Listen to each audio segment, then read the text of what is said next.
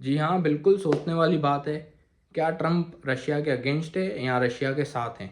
क्यों के लिए आप देखिए ये ग्रीनलैंड जो कि कंट्रोल्ड बाय डेनमार्क है और डेनमार्क एक नाटो कंट्री है, एक यूरोपियन यूनियन है, उसकी एक कंट्री है। अचानक से ये ग्रीनलैंड की वाइल्ड एंट्री कहाँ से होती है? अब आप थोड़ा पीछे जाइए, जब ट्रम्प न्यू इलेक्ट होके आए थे, तब से बोल रहे हैं कि जैसे ही मैं प्रेसिडेंट बनूंगा रशिया यूक्रेन का वॉर रुकवा दूंगा, बट वो अल्टीमेटली अभी तक हुआ है नहीं। और पहले दिन से ही ट्रम्प की यही पूरी पूरी कोशिश रही है कि कैसे भी ये पीस डील हो जावे, जिसमें क्लियर कट विनर रशिया ही निकल रहा है। वो हम सबको मालूम ही है, दिख ही रहा है। लेकिन इस पीस डील का सबसे बड़ा जो ऑब्स्टेकल है वो है यूरोपियन नेशन ही है। बट जैसे ही ये ग्रीनलैंड की बात आई है, जैसे ही ट्रम्प बोल रहे हैं कि मैं इन्वेड करके ले लूँगा, टेक ओवर कर दूंगा, या आप शांति से हमारे साथ जुड़ जाइए, जो भी वो बोल रहे हैं, उसको देखते हुए हमारी जो इंडियंस की भाभी है ऑफ कोर्स मेलोनी जी, उन्होंने भी आज यही बात रखी है पूरे यूरोपियन यूनियन के सामने कि हमको बैठ कर के पुतिन से वापस रीनेगोशिएट करना चाहिए, बात करनी चाहिए। तो आप समझ रहे हैं ये किस लेवल का गेम प्लान हो रहा है। हो सकता है कि ये सिर्फ मेरी थिंकिंग हो, बट आप क्या बोल रहे हैं कमेंट में ज़रूर बताएं, और वीडियो अच्छा लगा तो शेयर करें। तो देखिए, जैसे कि अभी यूएसए ने रशियन फ्लैग वेसल को सीज़ किया, तब रशिया ने सबमरीन भेजी थी जो कि न्यूक्लियर मिसाइल वाली सबमरीन थी, जिसमें अंदर न्यूक्लियर मिसाइल्स थी, और डिस्ट्रॉयर्स भी भेजे थे। वो चाहता तो एस्केलेट कर सकता था, बट पुतिन ने एस्केलेट नहीं किया।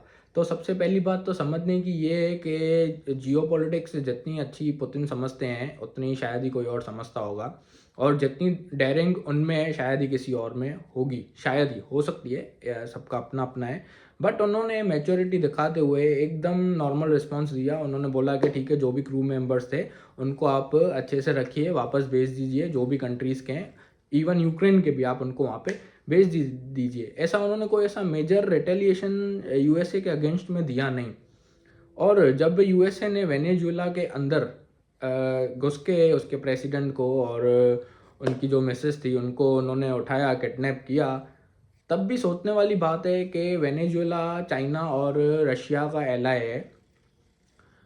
उस वक्त भी रशिया ने ज़्यादा कुछ बोला नहीं, चुप करके बैठा। क्या यही एक वार्निंग साइन है, या यही एक सिंबल था कि देखो कैसे अब यूएसए किसी भी कंट्री में या कहीं पे भी जो भी चीज़ उसको चाहिए वहाँ इन्वेट करके आराम से वहाँ पे जो है अपना शासन लगा सकता है, अपना राज कर सकता है? क्या यही रीज़न था? क्या यही पुतिन और ट्रम्प मिलकर के यूरोपियन यूनियन को दिखाना चाह रहे थे कि देखो अगर ऐसे नहीं मानोगे तो वैसे हम मना ही लेंगे? क्योंकि लिए ट्रम्प भी बिजनेसमैन है। वो हमेशा से एक ही बात बोलते हैं कि अगर आपको लोगों में से 500 रुपये लेने का है तो उनके सामने 1500 रुपये के खोने का डर रखो। अगर इंसान के सामने 1500 रुपये खोने का डर रहेगा और फिर तब आप उसको बोलोगे कि मेरे को तुम्हारे में से 500 रुपये चाहिए, तो इंसान खुशी खुशी आपको दे देगा, ना आपके अगेंस्ट जाएगा, ना प्रोटेस्ट करेगा। विन विन सिचुएशन है ट्रम्प जी के लिए, क्योंकि उनकी थिंकिंग ऐसी है। उनको तो 500 ही चाहिए, उनको 1000-1500 चाहिए ही नहीं।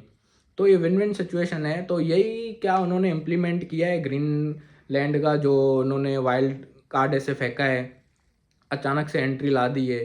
क्योंकि नाटो का आर्टिकल 5 भी इसमें है, जो कि क्लियर कट बोलता है कि अगर किसी भी एक भी कंट्री के ऊपर अगर other other than NATO member country attack करती है तो ये पूरा नाटो एक्टिव हो जाएगा।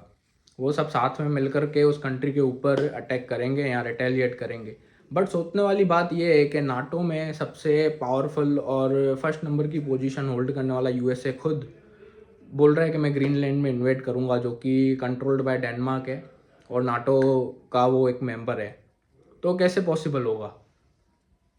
क्या नाटो टूटने पे है, या तो बस वही बात है कि क्या ट्रम्प, मैं यूएसए की बात नहीं कर रहा हूँ, मैं ट्रम्प की बात कर रहा हूँ कि वो पुतिन के साथ मिले हुए हैं।